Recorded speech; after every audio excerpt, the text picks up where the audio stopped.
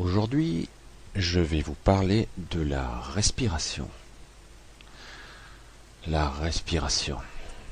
Un sujet étonnant en fait. Je ne devrais pas avoir à en parler. Respirer est une évidence, me direz-vous. Une seconde nature. Nous naissons et déjà nous inspirons une première fois, instinctivement. Et c'est douloureux. Les poumons se déplient, s'emplissent d'un mélange gazeux que l'on nomme air. En bref, je ne vais pas ici énumérer les gaz qui composent notre oxygène, car ce n'est pas le propos aujourd'hui. Donc la respiration. Cet air est vital pour nous, et néanmoins, nous n'y prenons pas attention.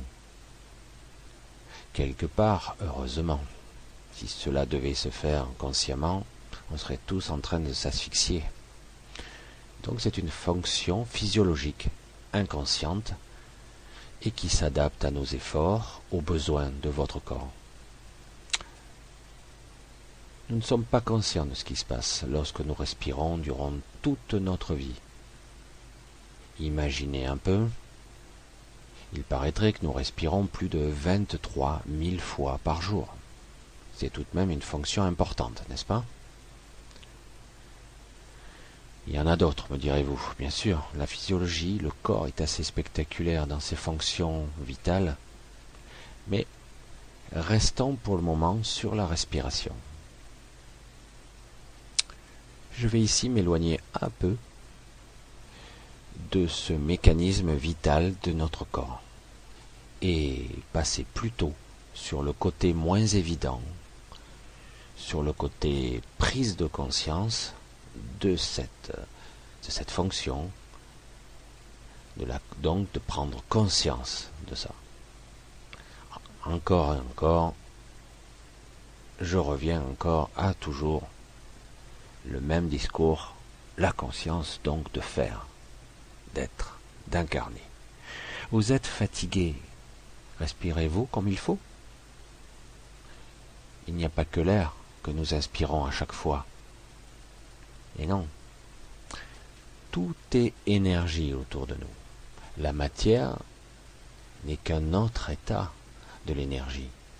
Qu'importe les mots que vous allez employer, le fait est qu'à la base, même s'il est très difficile à conceptualiser par un mental, ce qui se passe dans le subatomique, en tout cas, tout semble être énergie ou onde, se mouvant dans un ordre pouvant être influencé par la conscience elle-même. Mais encore là, ne nous éloignons pas trop, sinon je vais obliger d'aborder le thème de la mécanique quantique. Et là, on risque d'en perdre quelques-uns en route. Et puis, ce n'est pas ce que je souhaite aborder là, même si c'est bien d'avoir une compréhension, même floue, mais de comprendre un petit peu les mécanismes sous-jacents, invisibles, à nos perceptions en tout cas. Arrêtons-nous déjà sur le fait que l'air que nous respirons est certes quasiment invisible, mais qu'il ne reste pas moins de la matière et donc de l'énergie. Je sais, je schématise un peu, mais c'est l'effet voulu. Soit on utilise cet air comme élément assemblé, vital par notre corps, comme nous le faisons tout le temps, automatiquement, soit on pousse un peu plus loin le raisonnement et nous pouvons alors, par notre présence à cette fonction physiologique, en extraire de l'énergie, en plus pour notre corps physique, éthérique, énergétique, etc. Certaines pratiques de yoga permettent cela, à la condition bien sûr de le pratiquer avec de vrais praticiens, de vrais maîtres, et pas des farfelus, bref. Dans un premier temps, il est important d'avoir une compréhension intellectuelle. Puis, dans un second temps, effectuer ceci par des exercices, donc répéter, conscientiser. Au bout d'un moment, tout ceci va comme le reste, passer et devenir une fonction innée. Car ça a déjà été le cas, mais on l'a oublié. C'est une fonction innée déjà, qui existe en nous, mais qui est pratiquement inhibée par, que nous avons presque oublié, en fait, par nos croyances, de fausses croyances, fausse éducation, programmée en nous très très très en profondeur. On nous dit non, ouais, respire, normal, respire, t'as besoin d'air, mais pas plus. Cette fonction a bien plus de capacité pour nous. Enfin, donc, il est temps encore ici de se réveiller, de réveiller ces fonctions de base essentielles, qui ne sont pas des légendes ou des stupidités pour les enfants, les mangas, vous voyez. Le ki ou le chi est une énergie bien réelle que l'on peut développer tout au long de sa vie. Et ce n'est pas forcément pour les arts martiaux, encore que l'art du combat est noble au sens du terme. Mais ça peut être aussi exploité pour une certaine harmonie intérieure comme extérieure, parce que bon, il n'y a pas d'intérieur, pas d'extérieur, il y a un tout. D'établir un équilibre en nous, entre nous et la nature aussi, réunifier le tout en une connexion unique qui nous lie tous et toutes entre nous. En reprendre conscience.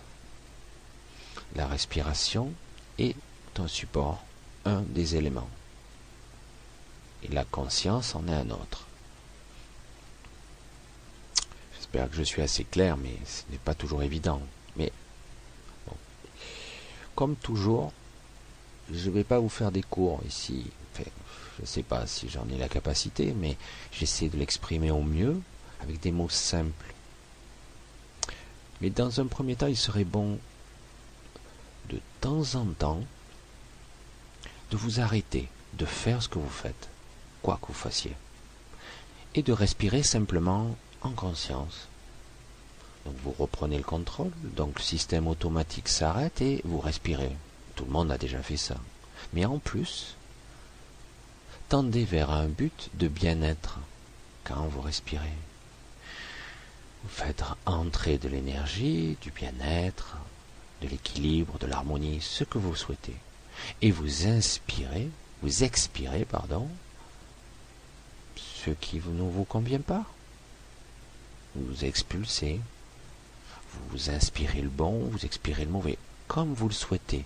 Vous respirez du bien-être, vous inspirez le déséquilibre, vous vous harmonisez, vous équilibrez. Et de plus, vous n'êtes pas obligé de faire ceci, consciemment en pensée. Il suffit simplement de se détendre, la plupart du temps. Voilà, c'est pour ça que je dis qu'il faut tendre vers un bien-être, vers un but, une intention de bien-être.